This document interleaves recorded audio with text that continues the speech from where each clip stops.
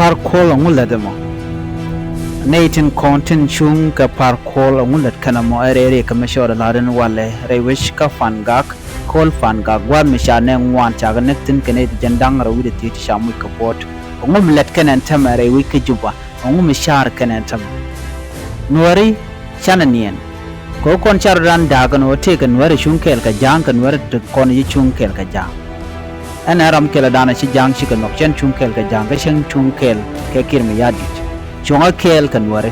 anwar wadu ko tena bo kel ka ke liuna tenadi anwar jinla dungun tama reading to kon tama man biya kulin jana alan nuari jara madan lari kan tama kan wada dia ko sha to ko no kirmi yadit ko goro nuari kan bitte ka taram chidum ngayen no par kol cha jago bala gwanta nuari ko jara madan shi barar no ba da ku ma cha ba yi yen ka kuide go barana cha da ku ma cha cha bulin ke je ku par kol jara madan lado ba gwari ma char ba jakan no chidum ngayen no te ka ga nuari shi yare ku juba ta cha gut ken cha ka blue house na ma par kol no anyok chenge dane shi kirma yadit me shi kan Dr. Lumoro shi kan jogo no jin urani ular no te kan nuari je kan nuari go no ngai kan me dan la roda do no take some people to kan ngaje no ngun la roda ba ne to kan ne kon jita ka bar tam ko ka kan ne kon tilan war wetin kon chunkel ke kin ma yadit ko ne da to kan ko re rialikä gwano te me de kan lat ke de ka chunkel bukan barar bukan blada no man chala Dr. Lumoro ya mijja but kan shikan bini no gwana jena long mandana let kan so ku kan no cha tarin gwad mi cha ji gulwil ko kujimi anna let kan ke lew cha guje no mijje ka kunu ken mi yadi tikene kuch anta ma jen shi wure shwal ngar kula barar shwal ke e Michael mako ilwet je barar jogo nan go mitika ne itin kon la majority mijje ka na jin bon jegbo so hostile community kanaitin wantin content one kalat ke jek ne to shigungune shiganware so mitika majority nin chang ba ye cholo yene to ko ngwana yen ka yene de kon nje so jala dan kalat ke je kon warwo kuika so kui mo ikana jogo no yen ka yen safety yen ka ti yen ka friendly but changna man content ken tika ka hostile ka content kon sha ka categorize no jeka man kule lati jene kan bi kana safe idi kana content la no tin tere wike juba mitelo jiran kan ka nga bi ga chonga kwidieno mishi community ni ken cha ko jago ken ka hostile nga bi ga chonga ka kelo nga bi ga jogo no yen oru yana kono shume kelke a chen joran chaje biling rune chen ran tem lade chaje biling so biga to banga non biga kora ajen nan yana tama kukin ma yadi ko no ko la be gwazame but ko ne de konti la politician wer ko la dwet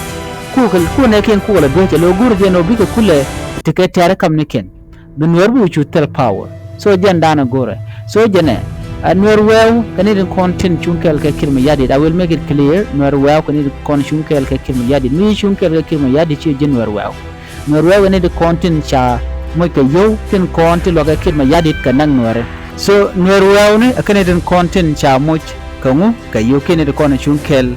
ke kirma yadi so ne it kan it content kwa Nuer kwa kala ryo so chana yo nga jore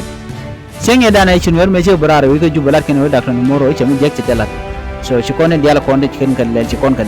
ku kan ga condemn ko wi ro ni Dr. Lumoro ngai karam dan len je garam dan len je ga Michael Makwelwas kene diala konde tan kwado mo kanat ka mi je kona but chicken berara to te Dr. Lumoro mi ba wuch so ne te gane kon te kun me dan le rode eno warga chaje gorde ku kan la condemn ke joga no ka te ga Nuer ko kene de ping ping meeting ko kantin Nuer ko ala level non so adol me chado le je kan o bi Nuer kan ga target and today we have seen that and the outcome of that meeting minyo do te kan Nuer je kan Nuer go chikon ne na so charge level chikon me chang no charge target chan Nuer wan chaga nakten en walle ka shenga dok ka fay di jeme chang ndang ron kin dang ro jendang ro di chikon no sha fan gak charge nyok kami naka na pintin karenya so ngom do din ngot so Nuer ka ema dan karo da shido don tamma mo kor dan mat so to diara ti buka to ban me karo dan mat tele gwamba na won yam ka je so ri ga dan chole lat gwasa me amijja so de kon par ko tije no position and tamate ran kuumɛ wala ran Dr. Macha jen question na mo ko je kon no men chala kum kin yadi de kenet to ne de kon nakan gare wi ka wol fan ga kay ne de kon la kuumɛ spele mayo so ku kan target je spele mayo ko je kan la no enrami mo mala Nuer ka jen men Nuer so ram mo a criminal so ba yi target kin yadi de me jen do da la na ka do na cha yan taye togo kaje ka Rwanda genocide ajan taye dan togo jabu wintin kokien